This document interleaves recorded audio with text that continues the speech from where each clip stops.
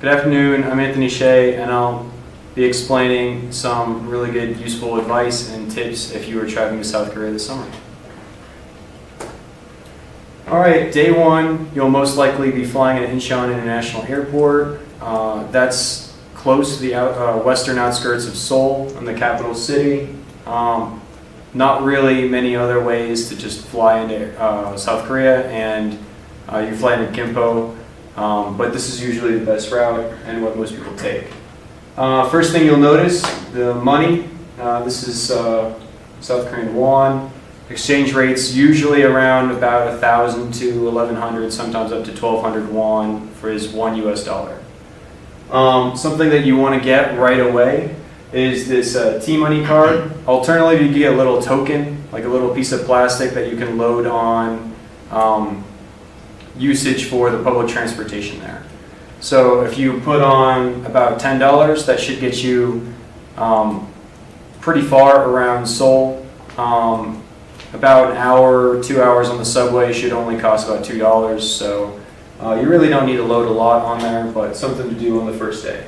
This is a subway map. Looks very complicated. It's really not. A lot of the signs are pretty self-explanatory. Just look where you want to go.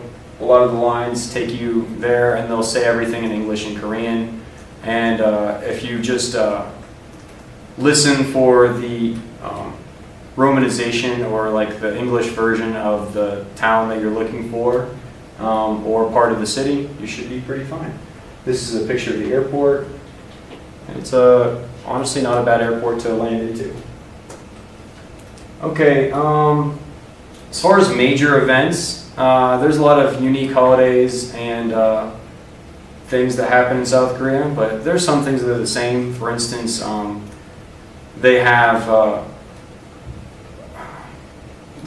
celebrate Buddha's birthday. They have something that's kind of similar to our Thanksgiving called Chuseok, but for the summertime, the biggest thing that you really want to worry about going to is possibly Boryong Mud Festival, which is basically just a big party on the beach for about a little over a week, and people of all ages enjoy it. It's a really fun time, and I'd recommend it. It's near Daecheon Beach area, and it's about a couple hours from Seoul by train. All right, moving on, we have some attractions. So I definitely, if you're into theme parks, I'd recommend Everland. So that's pictured up on the top left corner as the world's biggest wooden roller coaster. I didn't really know they still made them out of wood, but kind of really interesting to me. Then there's also Lotte World. It's kind of a knockoff Disney. There's no copyright laws, so they can just make a giant mouse theme park, and no one really cares. There's Gyeongbokgung, which is probably pronounced that wrong, but it's a Korean palace. They've got all the normal palace things like guards that stand still even if you get really close to them and jump up and down. Fancy pots and stuff like that. No one lives there, but it's interesting for historical sake. There's some really beautiful beaches. South Korea is a big peninsula after all. So that's a beach near Busan. Here's also, if you've seen Black Panther, one of the scenes, I thought that would be interesting to put up there, just so because there's a lot of really awesome nightlife in Busan. This is the DMZ. If you get a chance, I totally recommend going there. It's one of the most militarized borders in the world, and people go on tours there every day, so it's pretty interesting. And I definitely experienced just like going out into the market, eating some street food, and just enjoying yourself while you're there. All right, speaking of food, here's some really awesome, unique things to Korean culture as far as food goes. So we've got fried squid right here. You can get this from most street vendors, especially the really old ladies that just fry stuff up. This is tteokbokki, which is, they would say it's rice cakes. It's just really spicy chunks of rice. And then we've got bulgogi, which is just Korean barbecue, in this case beef, but you can get pork barbecue as well if you want. And then we've got kimbap. It's just seaweed, rice, and some small things in there.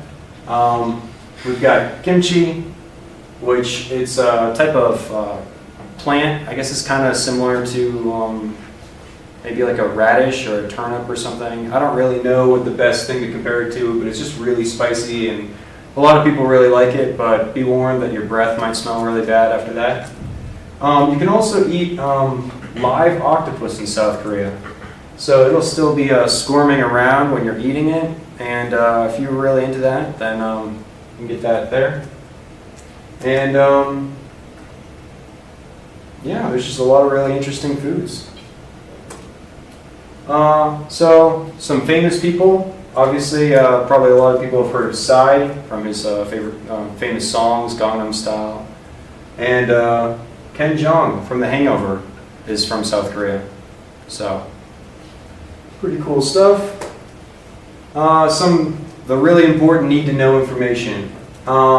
Subways will be closed from midnight to 5:30 in the morning. So just plan accordingly as far as that goes. The current exchange rate, as I just looked up, is 1,171 and 30 cents, or 1 cents, I guess, per dollar for $1 US. And like I said, that usually just fluctuates. It's usually about 1,100 to 1,200 won, and can be as low as about 1,000 won to a US dollar. Big popular drink in South Korea is soju. One of these bottles can cost you about 2,000 won, which, you know, it's just under $2. And so it's really cheap. It's everywhere. Jinro is a famous company that makes soju, and something to keep in mind is the alcohol content can be a little variable. So you might get soju that's as low as maybe 17% alcohol content per volume, and you might be as high as like 50% alcohol content, or 100 proof.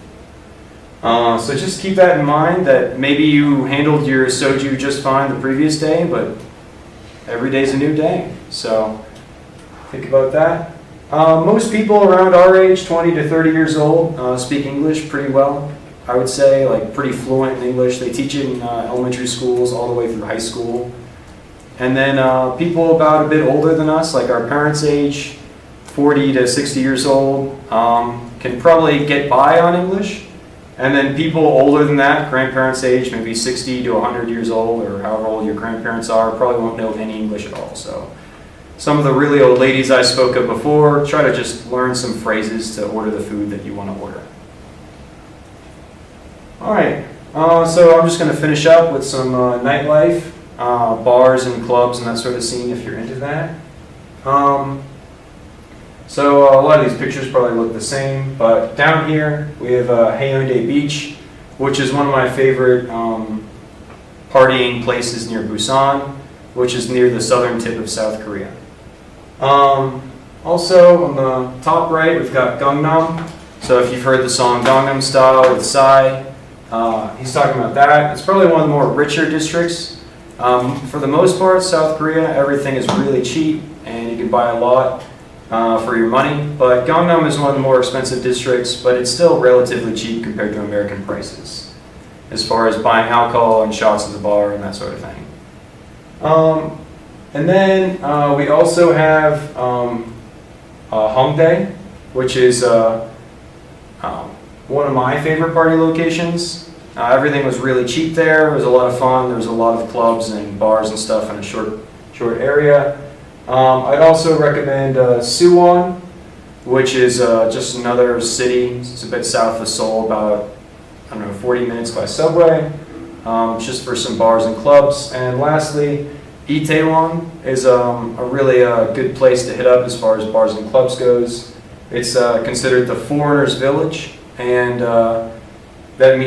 it's called that because there's a lot of different foreign restaurants, and just expats in general live around there. So you might see British people or Mexican people or Japanese people or pretty much people from wherever, and you can eat food there from pretty much wherever. So that's all kind of neat, and that's pretty much all I have to say about what you should know if you're traveling to South Korea.